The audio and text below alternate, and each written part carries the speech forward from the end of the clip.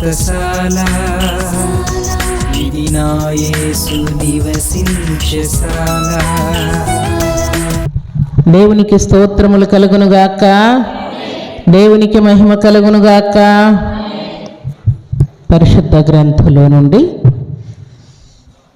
ద్వితీయోపదేశకాండం 23వ అధ్యాయం 5వ వచనాన్ని చదువుకుందాం. అయితే నీ దేవుడైన యెహోవా బిలాము మాట విననొల్లకుండెను.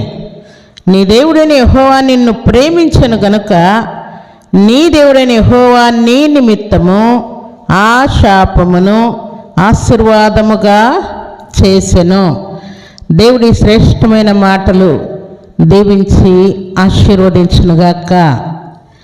దేవుడు మనల్ని ప్రేమిస్తే దేవుడు ఏం చేస్తాడంట?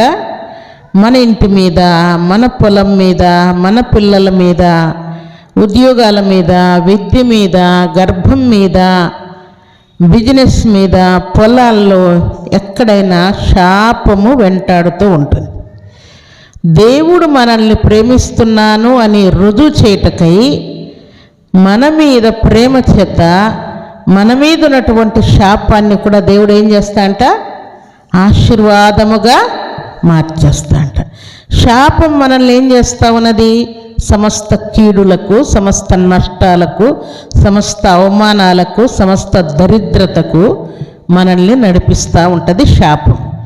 ఆశీర్వాదం ఏం చేస్తూ ఉన్నది అని అంటే కీడులో నుండి మేలును, శాపంలో నుండి ఆశీర్వాదమును, రోగములో నుండి సంపూర్ణ స్వస్థతను, అనారోగ్యంలో నుండి ఆరోగ్యమును, ఎక్కడెక్కడైతే అవమానాలు దరిద్రతలు అనుభవిస్తున్నామో ఆ అవమానాల్లో నుండి రెట్టింపు ఘనతను దేవుడు మనకిచ్చినట్లుగా ఆశీర్వాదాన్ని దేవుడు పంపిస్తూ ఉన్నాడంట. మనం చదువుకున్న మాట ప్రకారం నీ దేవుడైన యెహోవా నిన్ను ప్రేమించుచున్నాడు గనుక ఆ శాపమును ఆశీర్వాదముగా మార్చేస్తూ ఉన్నాడంట.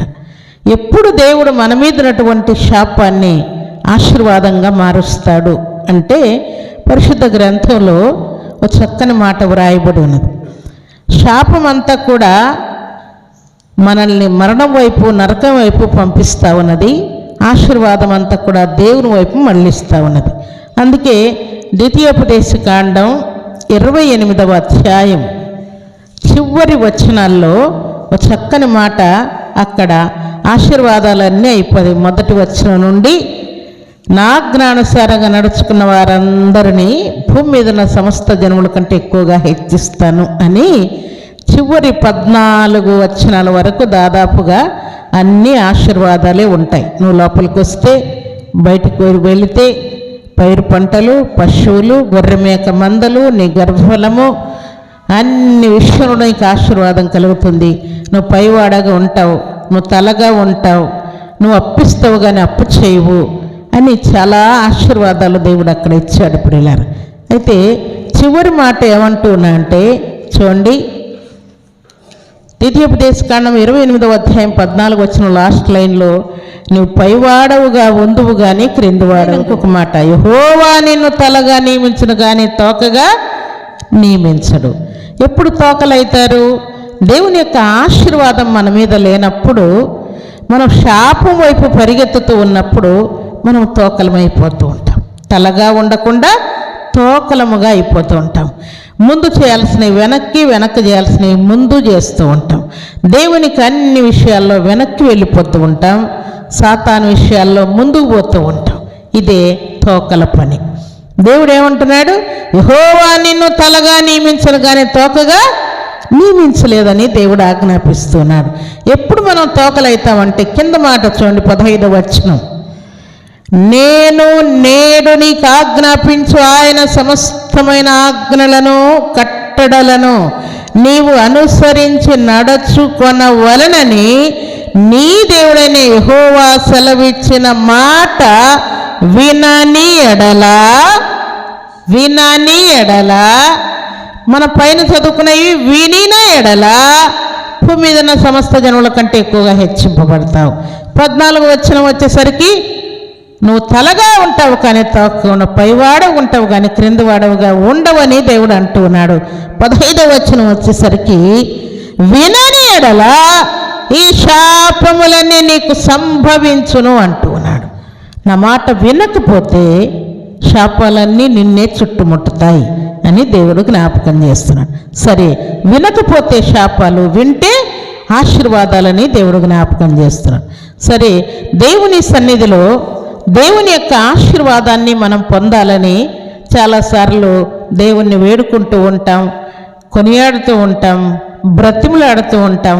నా మీద ఏమైనా శాపము, నీ కోపము, నీ ఉగ్రత ఉంటే దయతో క్షమించి ఆ శాపాన్ని కొట్టివేసి ఆశీర్వాదం వైపు నన్ను మళ్ళించని మనం దేవుణ్ణి వేడుకుంటూ ఉన్నాం. వెతుక్కుంటూ మన దగ్గరకు వస్తూ ఉంటుంది. ఆశీర్వాదం ఎక్కడుంది అని అంటే మనం ఎక్కడున్నామో అక్కడికే దేవుడు ఆశీర్వాదాన్ని పంపిస్తాడు. కాబట్టి పరిశుద్ధ గ్రంథంలో దేవుడు సెలవిచ్చినట్టుగా ఆశీర్వాదం మన దగ్గరే ఉన్నది, శాపం కూడా మన దగ్గరే దేవుడు ఉంచాడు. ఆజ్ఞానుసారంగా నడుచుకుంటే ఆశీర్వాదం మన వెంట వస్తూ ఉన్నది.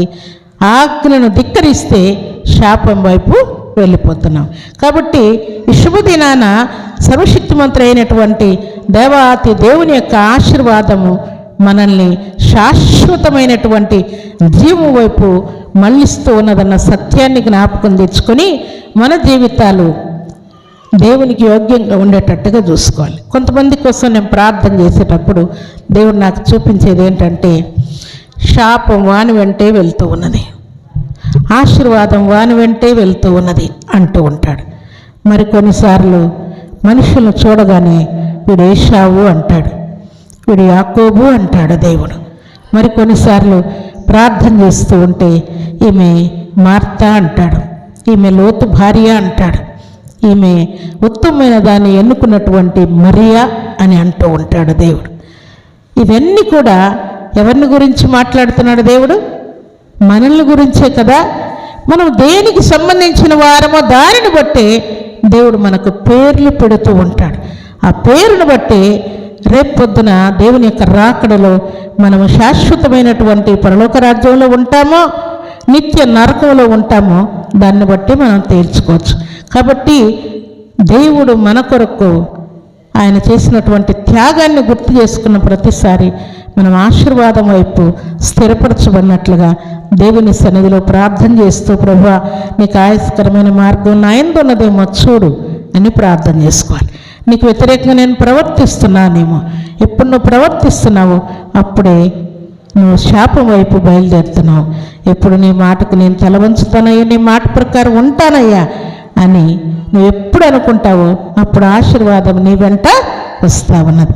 కాబట్టి దేవుని యొక్క వాక్యం మనల్ని తగ్గిస్తూ ఉంటుంది, దేవుని యొక్క వాక్యం మనల్ని మృదువుగా చేస్తూ ఉంటుంది, దేవుని యొక్క వాక్యం మనల్ని శాంతి సమాధానం వైపు మనల్ని మళ్ళిస్తూ ఉంటుంది.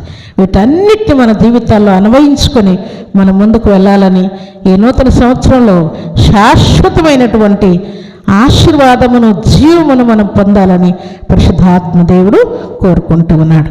అలాంటి కృపా భాగ్యం సర్వశక్తిమంతుడైనటువంటి దేవాతి దేవుడు సర్వసమృద్ధిగా మనందరికీ అనుగ్రహించి ఆశీర్వదించునుగాక. ఆమేన్.